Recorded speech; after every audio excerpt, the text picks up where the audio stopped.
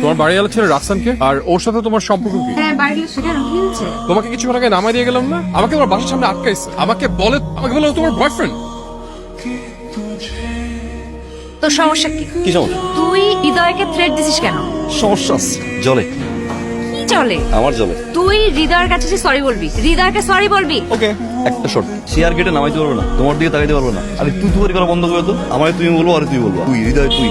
রাফসান আমার হৃদয়ের সাথে আর অল্প কিছুদিন পর বিয়ে, ফ্যামিলিগতভাবে সমস্ত কিছু ঠিকঠাক, এখন শুধু সময়ের ব্যাপার। বিয়ে হবে না, এই বিয়ে ক্যান্সেল। রাফসান ওকে সরি বল।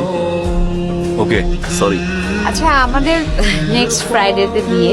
2 মিনিট কথা বলবো।